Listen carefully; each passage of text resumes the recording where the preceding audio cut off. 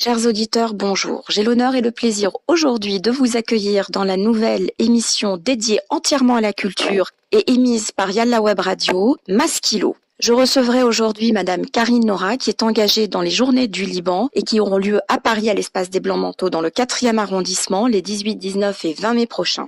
Madame Karine Nora a poursuivi des études de psychologie spécialisées dans les ressources humaines, mais elle a également une activité culturelle très intense. En 1993, elle a chanté dans le concert de Majda Jomé à l'Olympia. En 2005, elle a chanté dans un concert Beyrouth Superstar à l'UNESCO.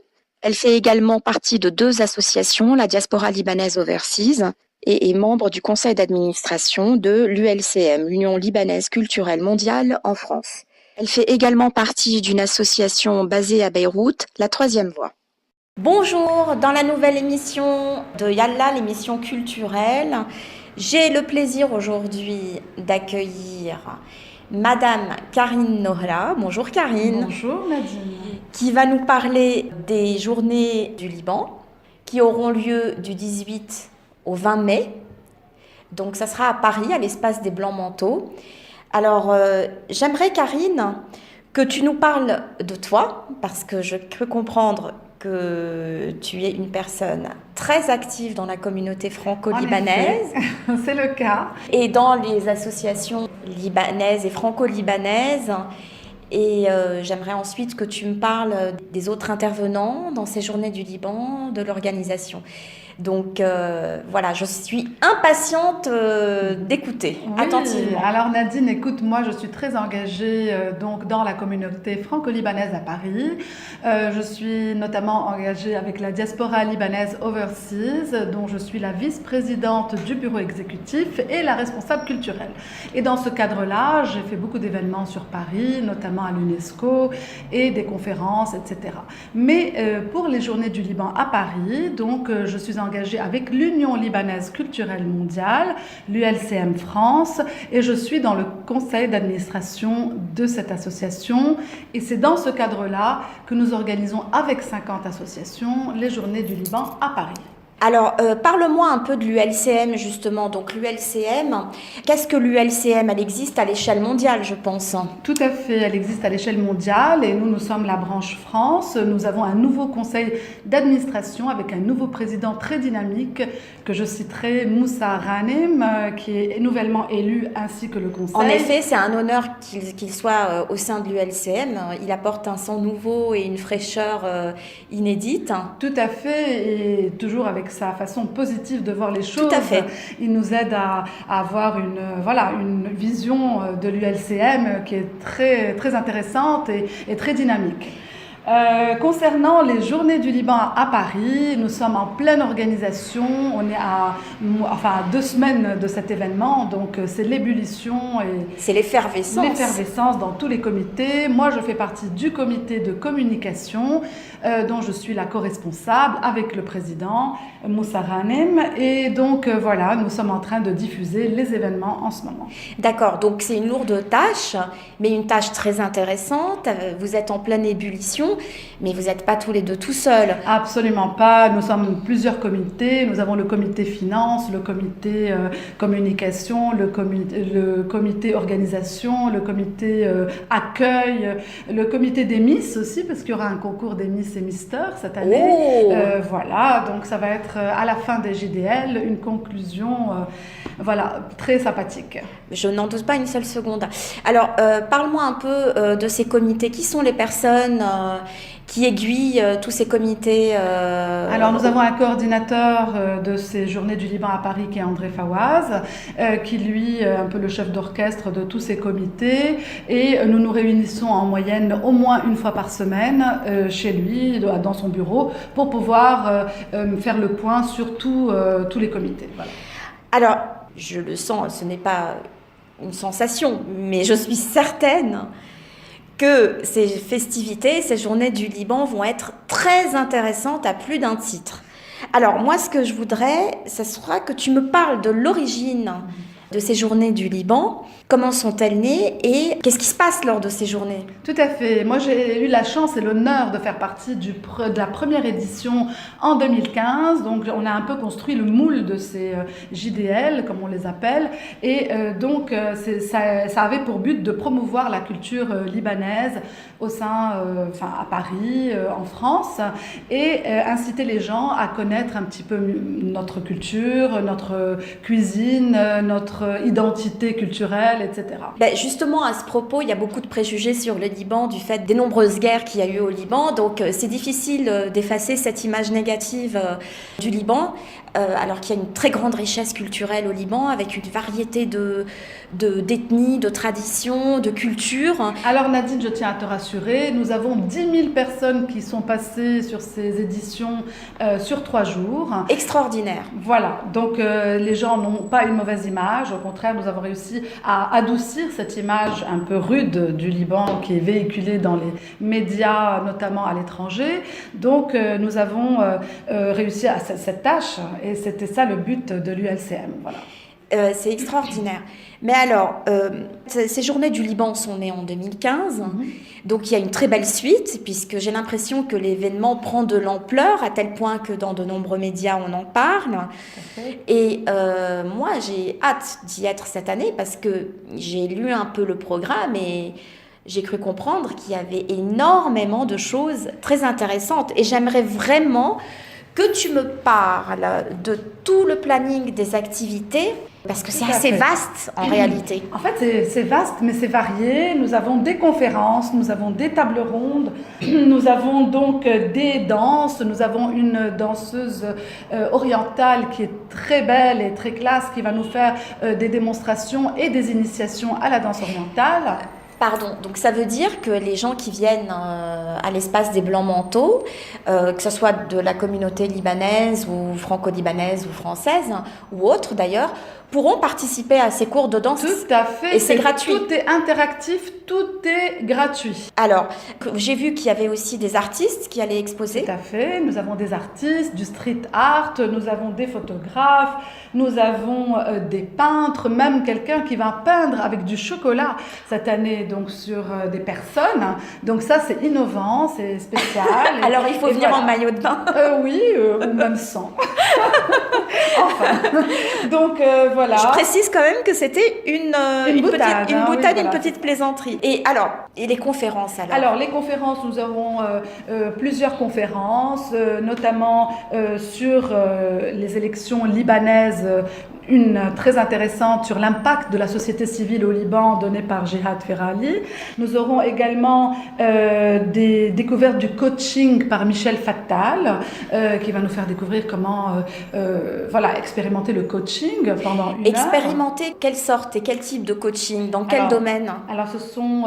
en fait, ce sera un petit peu un coaching, c'est un cours général sur tout ce que vous avez voulu savoir sans jamais oser le demander. Voilà. Et alors les gens qui viennent visiter l'espace des Blancs Manteaux pourront également participer à ce coaching. Tout à fait. Donc c'est vraiment interactif en fait. Très interactif. Ah, c'est extraordinaire comme événement. Et dans la conférence d'avant aussi, on peut poser des questions, débattre.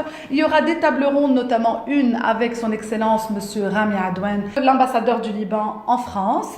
Donc une conférence qui porte sur la résilience et jeunesse franco-libanaise, d'une dynamique d'amitié au projet d'avenir France-Liban. Tout un programme. Tout un programme et qui ne manque pas d'être très intéressant, puisque son Excellence Monsieur Rami Adouane, qui est l'ambassadeur du Liban en France, est très dynamique. Tout à fait. Il est très dynamique, il est très axé sur les jeunes, qu'il a envie vraiment d'encourager les jeunes. Et cette table ronde est animée par Christiane Saliba et il y aura Monseigneur Nasser Gemayel qui est une figure magnifique de notre communauté. Une grande figure d'érudition que nous saluons et que je salue particulièrement, Monseigneur, qui est extraordinairement humain. Et bon.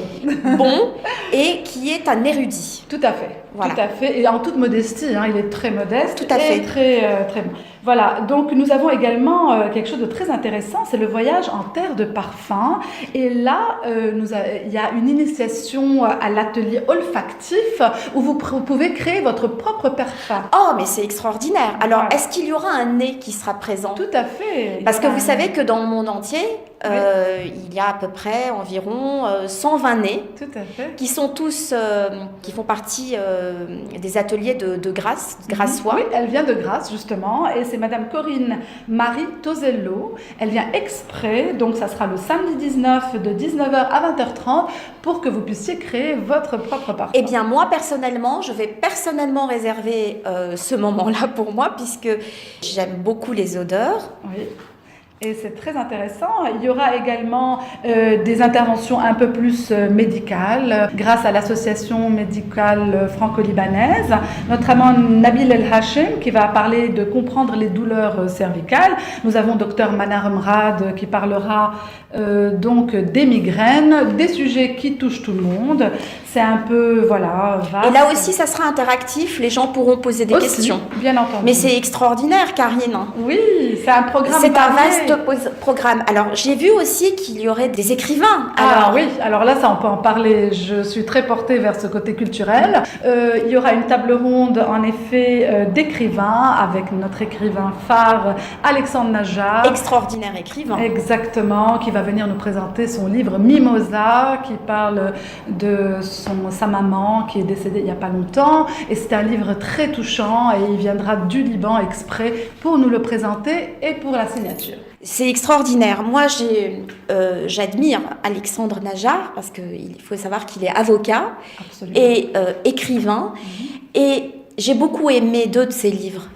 Donc moi j'ai beaucoup aimé, j'ai une préférence pour le ténor du barreau, donc si Mademoiselle est à l'instar d'un ténor pour le barreau, je vais m'empresser. Disons que le ténor parlait de son feu père et là nous parlons de sa mère. Donc il a 2 côtés qui se complètent et c'est vraiment la perfection. Moi j'aime beaucoup personnellement. Ah, moi aussi j'aime beaucoup cet écrivain et c'est un grand écrivain pour moi, francophone, francophile. Tout à fait. Et donc... Alors, est-ce qu'il y aura... Alors, au niveau des artistes. Oui. Parle-nous des artistes. Alors, au niveau des artistes, nous avons une troupe de dabké à Paris qui va nous faire une belle démonstration de dabké et qui va nous initier également à danser cette danse folklorique. Alors, cette danse folklorique libanaise, elle est assez méconnue parce qu'on s'imagine toujours que la danse folklorique libanaise, c'est la danse du ventre. Certes, ça fait partie de notre patrimoine culturel, mais la danse du ventre est d'origine égyptienne, elle remonte au temps des pharaons. Mais là, c'est purement la dabké, une danse traditionnelle libanaise qui s'apparente un peu aux danses des pays de l'Europe de l'Est, de la Grèce. Tout à fait. Alors, il y a ça en commun, il y a des costumes. Et c'est une danse qui se danse à plusieurs, on est liés et c'est très fort. C'est une danse mixte en plus entre hommes et femmes, donc, qui n'existe pas dans d'autres pays arabes. Voilà, c'est un moment fort. Non, ça existe peut-être en Jordanie, en Syrie, les pays limitrophes du Liban. D'accord. Mais voilà, donc c'est typiquement libanais et nous en sommes très fiers. C'est très acrobatique aussi. Hein. Absolument, il faut être souple et j'espère que vous serez rodés ce jour-là et nous vous invitons à venir danser avec nous. Il y a une troupe célèbre libanaise qui est dabké à Paris, qui sera donc là, présente pour cet événement. Présidée par Rabi Haddad, qui va vous initier donc à cette danse. Alors là, c'est complètement extraordinaire. Je ne sais plus où donner de la tête avec toutes ces activités, Karine. J'ai encore oublié de vous préciser qu'il y aura une très belle table ronde sur les routes phéniciennes des chemins d'humanité avec Bahja qui est très connue à la délégation du Liban auprès de l'UNESCO. Il y aura Joumana Timeri qui, elle, est présidente de l'association de la sauvegarde du patrimoine de Tripoli. Et il y aura Karim El Koussa qui a écrit un livre très célèbre et qui cartonne en ce moment, c'est sur le code phénicien. Et cette table ronde donc sera très, très intéressante et je vous conseille de... Je me doute parce que très peu... Regina Sneifer aussi, excusez-moi. Je me doute, et ce d'autant que peut-être que certaines personnes qui ignoraient sans doute que l'alphabet qui est utilisé actuellement en Occident, du moins 22 lettres de cet alphabet, sont quand même d'origine phénicienne, que c'est un alphabet sémite, et qui a donné lieu aux alphabets araméens, qui s'est subdivisé en 2 branches, hébreu et arabe par la suite. Exactement. Donc c'est très bien de faire des parallèles, et je pense que avec l'alphabet qui s'est répandu dans le monde entier quelque part et que oui, donc on en est quand même très fiers. C'est un patrimoine dont on est fiers. Il y aura également donc le Cercle des poètes, mais il n'est pas disparu, je vous rassure. C'est animé par Françoise Hachim, qui est une poétesse, si je puis me permettre, extraordinaire.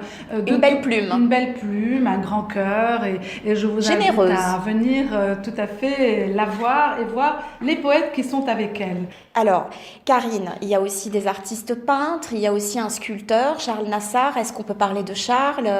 Parce qu'il fait des sculptures avec, qui est très connu pour avoir fait des sculptures avec des obus et des débris de guerre, en fait. Oui, tout à fait. Et qui est très très connu au niveau mondial aussi. Oui, tout à fait. Qui aura l'honneur d'être là. Et d'autres artistes peintres. Il y aura Jean Méry donc, pour les photos. Exactement. Voilà, tu peux bien savoir de qui je parle. Tout à fait. Voilà. Jean que je salue d'ailleurs, qui doit nous écouter probablement. Qu'est-ce qu'il y a d'autre alors ? Alors déjà, il y a la gastronomie, il y a l'œnologie. Et là, nous rentrons dans des thèmes qui sont très intéressants et très appétissants surtout. Voilà, nous avons des cours peut-être d'œnologie aussi qui vont être donnés, en tout cas des initiations, peut-être pas des cours.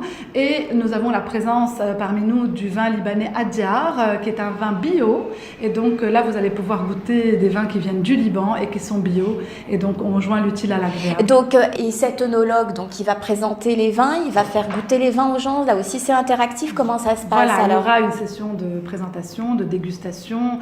Extraordinaire. Très intéressant. Et pour tout ce qui est de la gastronomie aussi, il y aura un petit atelier de gastronomie. Il y aura la présence d'un très grand restaurant sur place, très réputé sur Paris, un des meilleurs restaurants. Je crois savoir de qui il s'agit et je confirme et nous confirmons en tant que tout à fait. cliente régulière que nous aimons cette gastronomie chez cette personne-là. Et donc, je vous invite à venir. Il y aura beaucoup de choses et je pense que ça sera très intéressant. Alors là, Karine, j'en ai l'eau à la bouche. J'ai mes papilles gustatives et olfactives qui sont en plein éveil.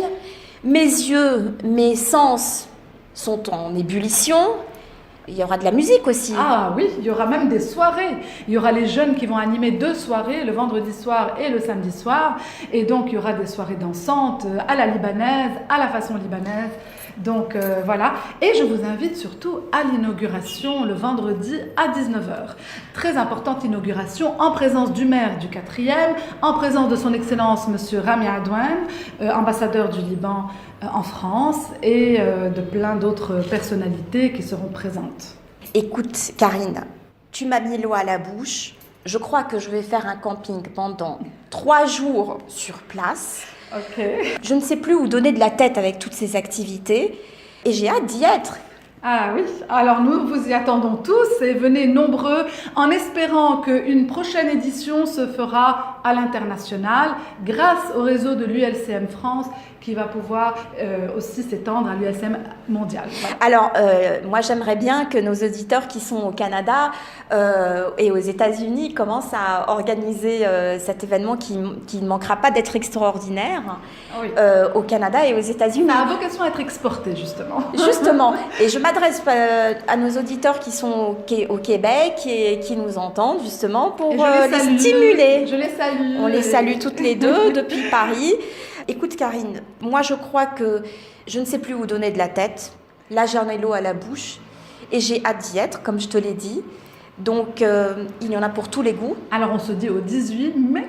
Exactement. Ne ratez pas l'inauguration pour ceux qui habitent en France et ceux qui vivent à Paris ou dans sa périphérie. Nous vous attendons donc à ces journées du Liban qui seront extraordinairement remplies de richesse et de culture et d'art de vivre, voilà, pour la découverte de la culture libanaise. Merci à tous. Merci.